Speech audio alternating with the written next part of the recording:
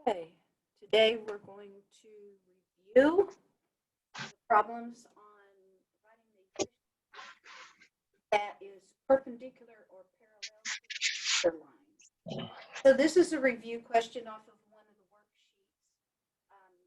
If you have them in front of you, this would be number 3 on sheet number 2. It's entitled Parallel and Perpendicular Lines. So there are 2 extra things that you need to do that we didn't talk about in Tuesday's video. So I chose this to make sure that you're aware of the whole thing. Okay, we're still, if it says write the equation of a line, we're still going to use the equation that I told you can always use, and that's y minus y1 equals slope times x minus x1. Okay, this will give us the equation of a line, and that hasn't changed. Okay? Irene, are you able to see from there? All right. So what we do is we find out, this is what we did on Tuesday. X and y are x and y1. Okay?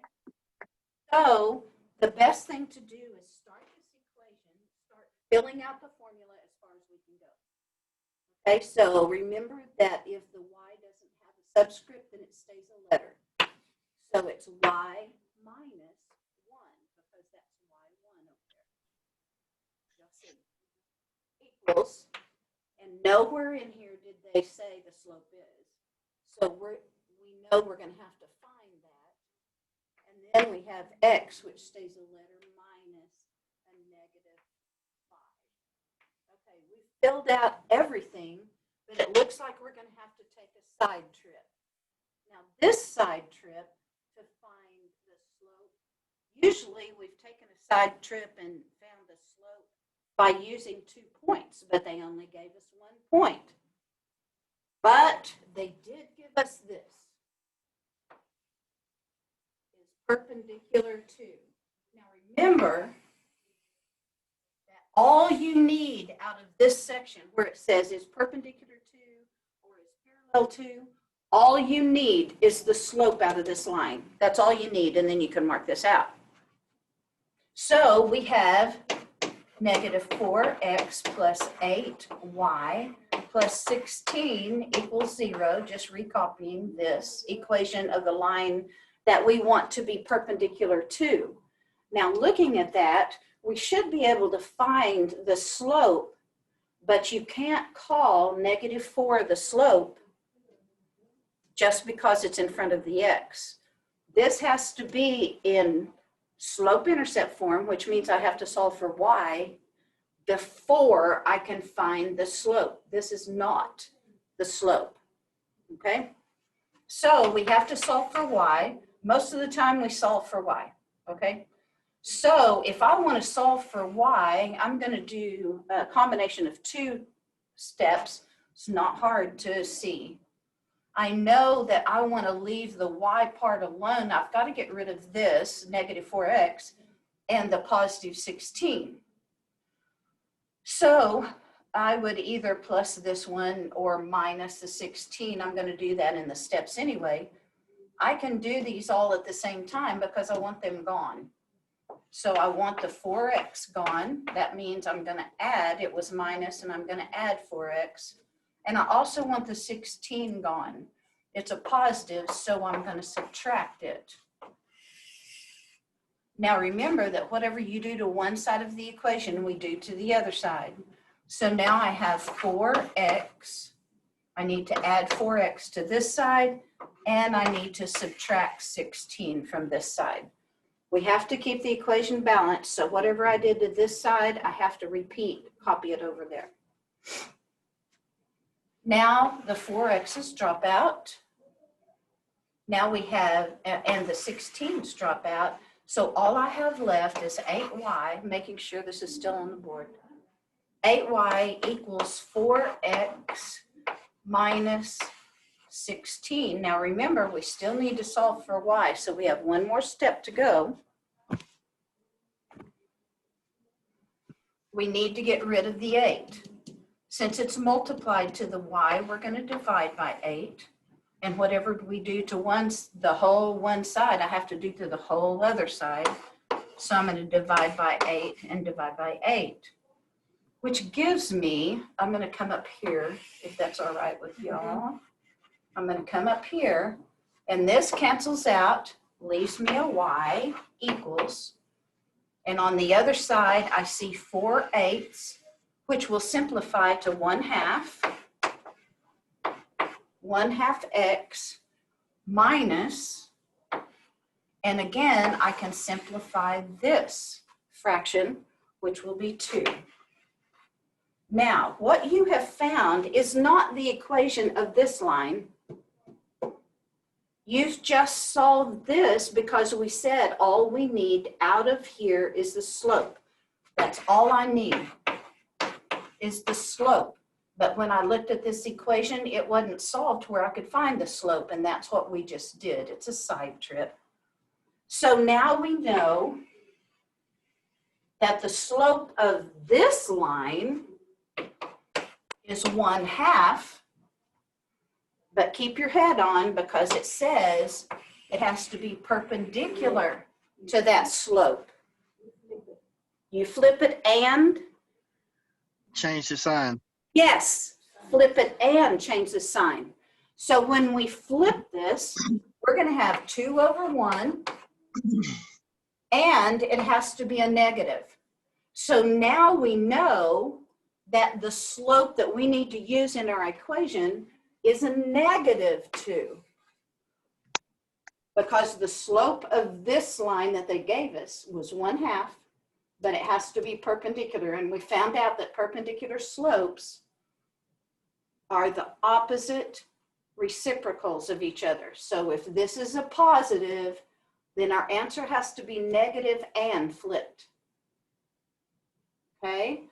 And now that we know, do you need any of this that's on the screen, Josh? Irene? No, I don't. Okay. Well, I'm going to get rid of this much right here. So now that we know what the slope is of the line that we want to find out, see, it's talking about 2 different lines. I'm finding the equation of this line, and it's perpendicular to this line. The only reason I needed this part was to find the slope. I had to solve for y to find the slope, and then I took the negative reciprocal. So now all we're going to do is solve this for y. And we know before we add 1 to both sides, we have to take care of the parentheses. I'm sorry? Oh, no. Okay, so I have to do the distributive property, knowing that the number in front of the x is 1. So I have y minus 1 equals -2x. This is a positive because of the 2 negatives together, but then when I multiply the negative times the +5, I have -5. Are we okay? And then all I'm going to do now is solve for y. So my equation of this line, the answer is -2x minus 4. Now I want to get across to you that this is the correct answer. But what the students have found out is that when they look on the back to check their answer, it doesn't look like this at all. So that brings me to today.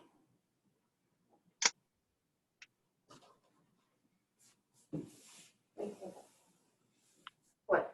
Oh, no. Sorry. I'm just going to do this part. I'm going to leave the other one.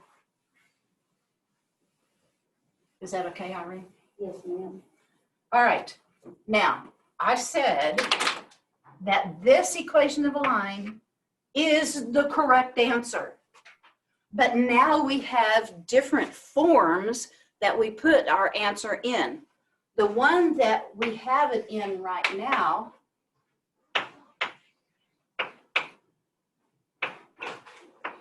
is the most common.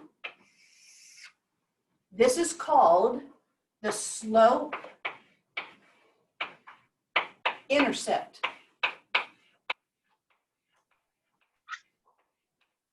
form, okay? Slope intercept form, and the slope intercept form means I solve it for y. And that's what we've been doing all along. But now I want to introduce also, because you may see it on the test, apparently we see it on our homework paper, we also have what we call a point slope form of the equation of a line, okay?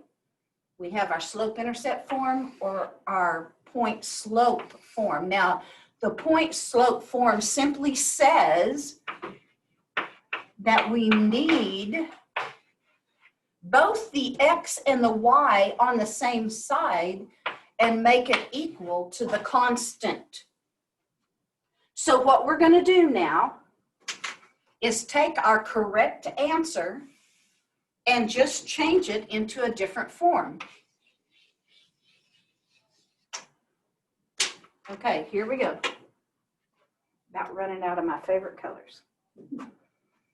Okay, if I have y equals negative 2x minus 4, that's the slope intercept form. This is the correct answer. But if your multiple choices on your test don't look like this, they look more like this, it's very, very easy to change. Just keep thinking that if I want it in the different form, I need to have the x's and the y's on the same side. I'm not solving for y anymore. So here's an x and here's a y, and I really need that x to be over here with the y. So all I do is get rid of it off this side so it will go to this side. If I get it rid of here,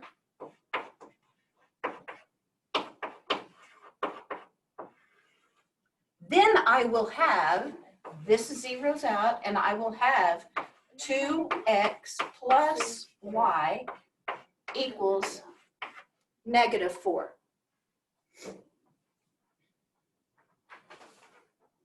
So this is also true. It's just in a different form. So what I would suggest, since we learned how to write the equation of a line in slope-intercept form, and since that's the way that it usually shows up, almost like 90% of the time.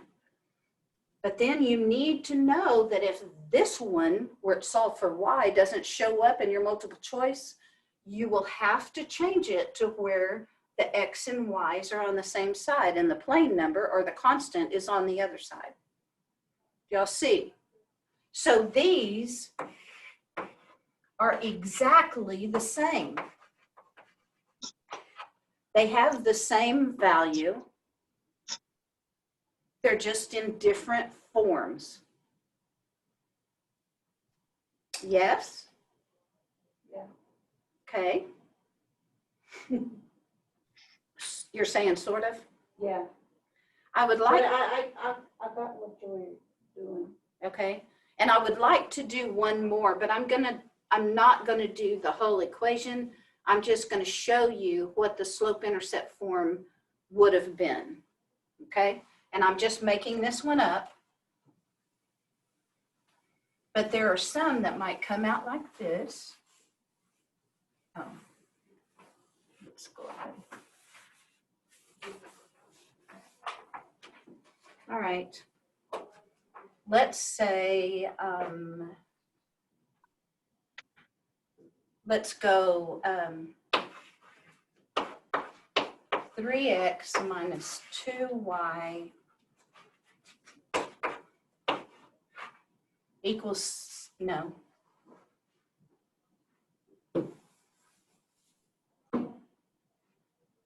here we go. If we came out with a slope-intercept form, we might have 2/3 x minus 7, okay? And let's say that we went through the whole process of doing our work, and this is what we came up with an answer, but the multiple choices in point slope form instead, where it says we need the x's and the y's on the same side. So what we're going to do, because we have to, we need this x to be over here with the y, and that'll leave the constant on the side by itself. So I'm going to subtract 2/3 x, and I'm going to subtract 2/3 x. Knowing that this is a positive, if there's not a sign to the left of the variable, it's a plus. So now we have negative 2/3 x plus y equals -7, which is perfectly correct. But what if the answers in your multiple choice don't have a fraction in it? Then what am I going to do? Get rid of it. Get rid of the fraction. And all we have to do is look at what the denominator is. That's all you have to do. And say, I'm going to take this entire problem times 3. That way I'm going to get rid, because the 3's will cancel, do you see? And so that will get rid of the fraction, which takes us to this. Get another color, boring. Okay, so I'm going to take this times this, this times this. I guess that's a plus. Okay, and this times this. All right? So when we take 3/1 times -2/3, the 3's are going to cancel and leave -2x, okay? So we have -2x. Then when we multiply the 3 times the y, it's 3 times 1i. So I have plus 3y equals, and now 3 times -7, which is -21. So you actually have 3 correct answers. This, they're all the same. This is in slope-intercept form because we solved for y. Yes? But if the multiple choices don't give us slope-intercept form, but they give us point slope form, then I need the x's and the y's on the same side. So this one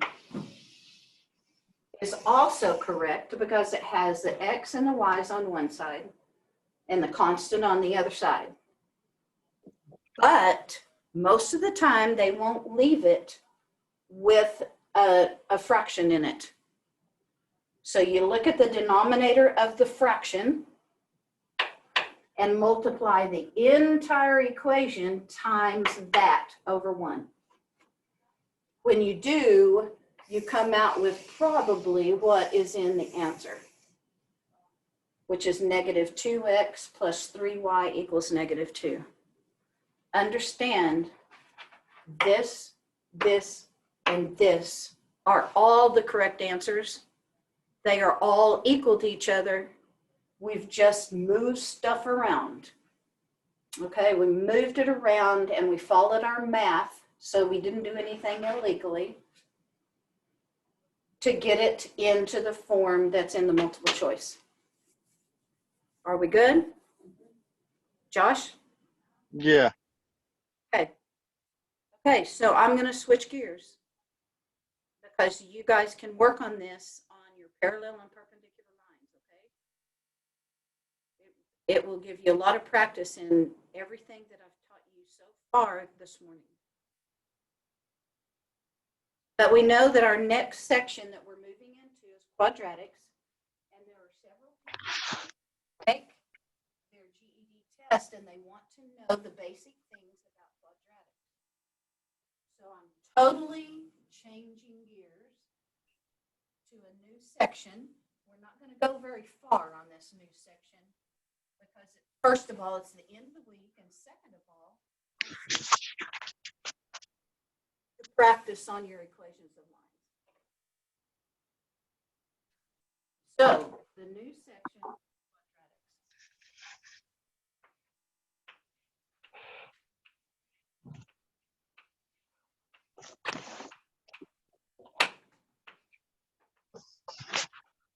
The very basic thing that I need you to know about quadratics is that it is a polynomial.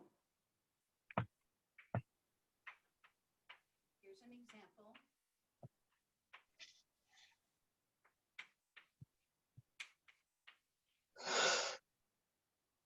Okay, a quadratic, you know, a linear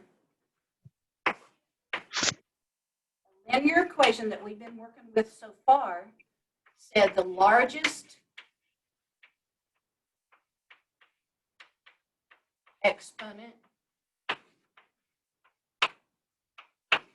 is 1 for linear. That's what we've been doing all along. In a quadratic, the largest exponent will be 2. The largest exponent will be 2. If it is, it's a quadratic. Now, we also found out that when we were working with linear and the largest exponent was 1, it always graphed out to be a straight line, always. Now, when we move up the largest number of the exponent 2, this graph will be what we call a parabola.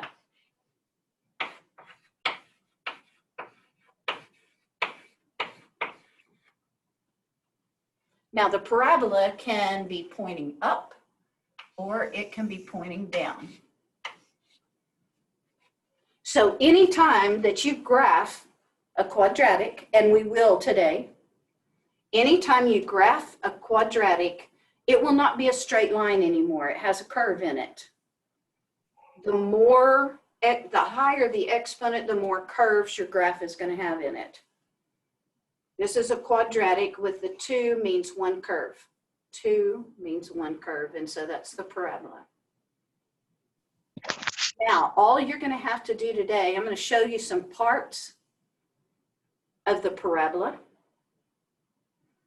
Let me make sure of one thing real quick.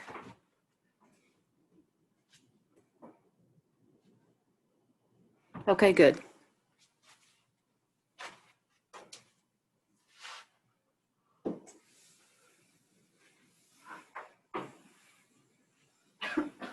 So what they're going to do today is they're going to give you a T-chart and you work it exactly the way that you did the T-chart for the lines. Let's just give you an example here. X squared minus 4x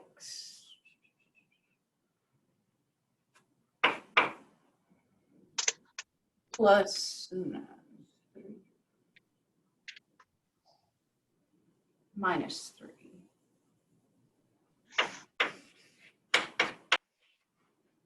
Minus 3 equals 0. Oh. Okay, this is a quadratic, and then they'll say, I want you to fill out the T-chart, and then I want you to graph this equation. So all you're going to do, let's do like we always did. -2, -1, 0, 1, and 2. If this is blank, these are my normal numbers, but you can choose any number that you want to. The key here is to always choose little numbers. Make sure you have some negatives, some positives, and always include 0. And that will give you a good picture of your parabola when you're finished. Sorry, Naomi sent a text, I guess. Her parents got COVID. Oh, man, are you And she'll kidding? schedule a GED test this evening, so she Oh, won't be able to come to class. okay, we're gonna be praying for her, right? Yeah. Okay, GED test tonight. All right, so to fill out the T-chart, thank you, Irene. To fill out the T-chart, we're going to plug in a -2 everywhere there's an X. It's going to be very important to remember that when you plug in or substitute a value, we're going to use parentheses. It's even more important in the quadratics than it was in the linear. So here we go. We're going to plug in a -2 everywhere there's an X. So I have a -2, just plug in the -2 and then put the squared on it. Minus 4 times, plug in a -2 with parentheses, minus 3 equals 0. -2 squared is a +4, and I will tell you that anything squared will always come out a positive number. The next one is minus, I'm putting this minus in, and now I'm going to multiply these, which is a -8. Okay, and then, of course, minus 3. Let's take out this for now. We'll work with the equals 0 later. That's going to equal y. You're probably going to see something like this, f of x. And f of x, just a side note, f of x always means y. Okay? So now, we have y equals 4 plus, because it's 2 negatives, 4 plus 8 minus 3, so y is going to be equal to 9. 12, bless you. 12 minus 3 is 9. Okay, do y'all have this down? Because I'm going to erase each time. Yep. Yes? Okay,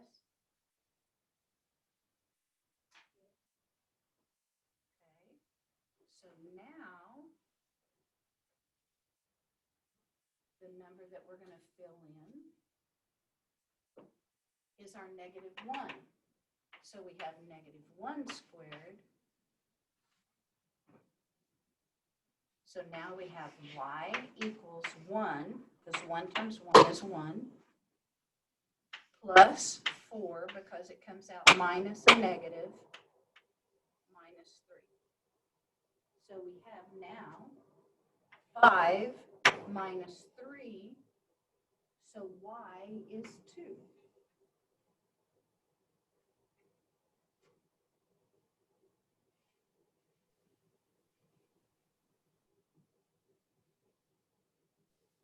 Plugging in 0, this is going to be 0 minus 0 minus 3. And let's finish this out. 1, 1. 1 squared is going to be 1 minus 4 minus 3. So I have a -3 minus 3 gives me a -6. And one more. 2.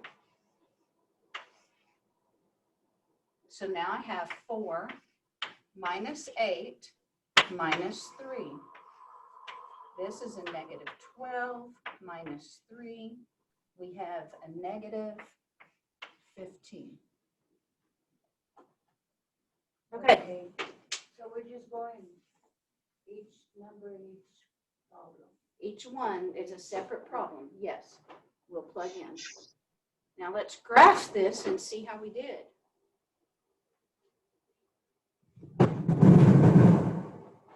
Here's the T-chart. And now we're ready to graph. So I have -2, 9. negative 1, 2.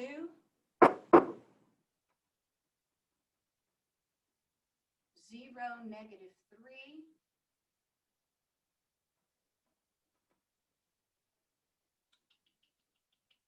1, negative 6.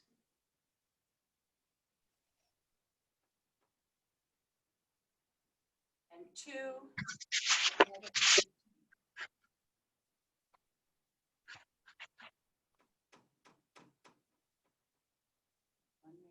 So you will always start on the X. Always start at the origin when we plot. Now,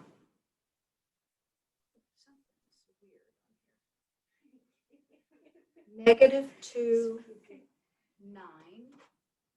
Well, it's only this one that seems to be off.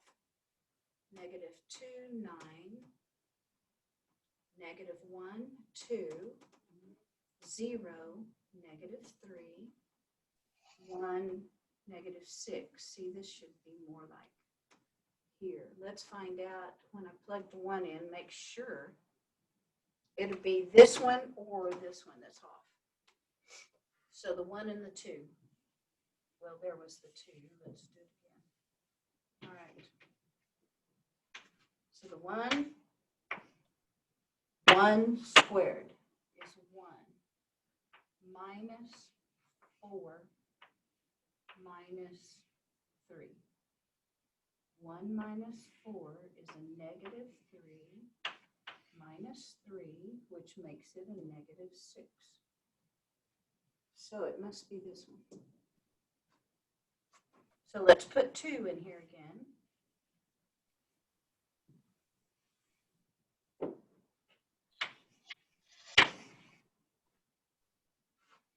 So 2 squared is 4 minus 8. Yep, messed it up. I sure did. 4 minus 8 is a negative 4 minus 3. Aha! It's a negative 7. How I got that? Any idea?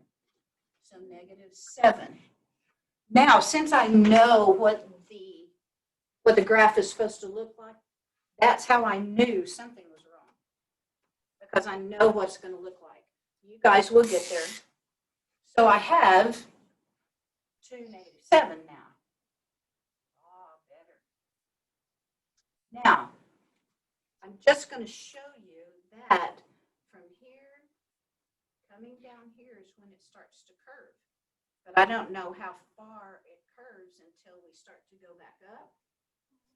And since I don't have any points, I need to add some points to this T-chart because I need to find out where this curves back up.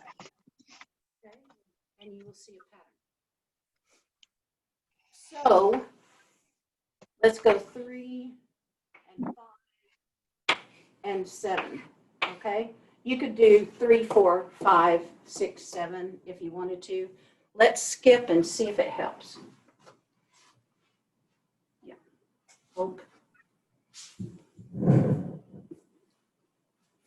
Okay. So now we need to put 3 in here. So I've got 9 minus 12 minus 3. 9 minus 12 is a negative 3 minus 3. So it's a negative 6. Now on a parabola, you're going to find this out. Looky here. You had a negative 6. Now you have a negative 6. It means the direction has changed and it's coming back up. So let's do a 5. And that may be enough for us right now. We just need to see where the other side is. So now I have 25 minus 20 minus 3. So I have 5 minus 3 is 2. Would you look at that? See? And if we went ahead and put a 4 here, then you would have had negative 3. We just skipped to numbers. Okay, so let's try with just those right now. We did our positive 2, negative 7. Let's do our 3. The 3 is a -6. The 5 is a -2. Do y'all see it? So what I suggest when you're trying to draw these is kind of do the curve here. Make sure that it's not a V. That's a different type of curve or graph. It's an absolute value graph. This one curves. And it's going to curve out to here and continue out and up through here and continue out. Do you see your parabola? Oh, let me show you guys. I plotted the points and I told them to make sure that this is not a V. Make sure it's a curve, and then it curves on out and out and out. It doesn't come back up like a U. It goes out, out, out, out. Okay? Parabola. Is that supposed to be a -2 or is that supposed to be a +2? Say that one more time. For the last point on the graph, is it supposed to be a -2 or a +2? Because you got 5 minus 3. I did a 5, 2. You did a 5 -2. Look at you. He beat you. Vanessa? Oh my gosh, you guys are great. Yeah, it's either Josh or Vanessa that takes care of me. 5, 2, which makes a whole lot more sense because it looks more symmetric. Awesome. Josh, you guys are awesome. Thank you. Oh, yeah. So here is the correct parabola. Okay? Math teachers make mistakes too. Okay, I need you to know the parts of a parabola. I need you to know the parts of a parabola. So, the place where it curves, the point where it curves is called the vertex. Vertex.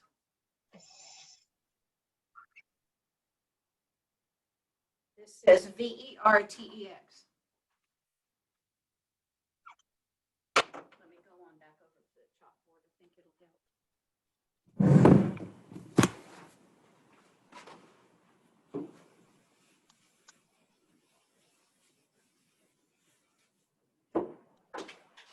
Oh, let's go ahead and get rid of this.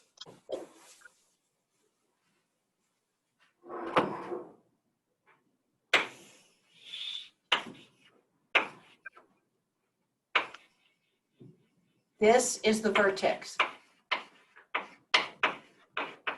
Now, a parabola can also be upside down.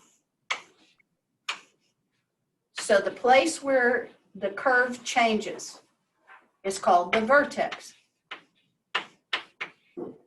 So whether it's right side up or upside down, it's still going to have a vertex wherever the direction changes. Yes? Now they're also going to talk to you about max or maximum point, min or minimum point. So the vertex, if the vertex is the lowest part, it's a minimum.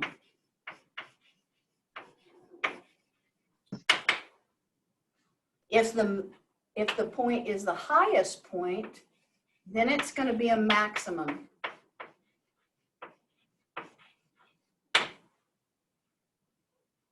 Okay? They call it a min, or they call it a max. Don't be confused. Maximum or minimum point. Now, there's one thing that I'd like you to know also. We're almost finished. The vertex point, this is going to be a point on the graph, just like it was on the graph here. If they ask for the minimum on this, let's say that point was -4, -7. Okay, maybe that point is -4 -7. If they ask for a minimum value, it could be the whole point in your multiple choice answers, or if it's only one number, the minimum, it will be the Y number. Okay? It's possible that it is the entire point, or if your multiple choice only has one answer, it will be the Y. So again, up here, the vertex will have a point, let's go -2, 8, okay? And let's say these are the coordinates of that point on the graph. This is the maximum point, but if they ask what the maximum value is, it will be the Y. Everybody good? Okay, one more thing we're going to talk about. Y'all have this written down because it'll give me more space. Got it, Josh? Yeah.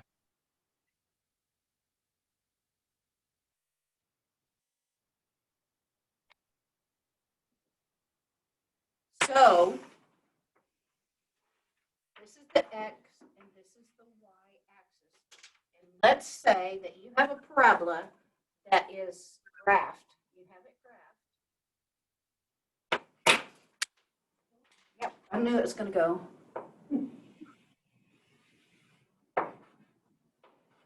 And let's say it's graphed like this. See it? It gave up. All right. Then we know that this point right here is the vertex, of course. And, okay, now, oh, and it's also, that's what I was wanting. It is a minimum. Okay? It's a minimum because it's the lowest point. Now, the point on the axis where the parabola crosses, these are called the roots.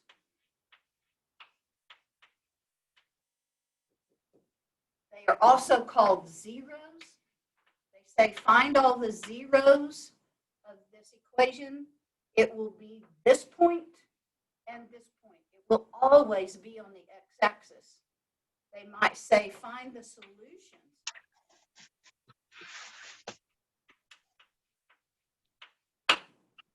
Same thing. They might call them find all the x-intercepts.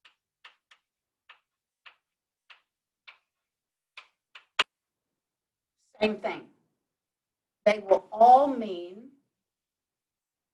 the point where the quadratic or the parabola crosses the x-axis.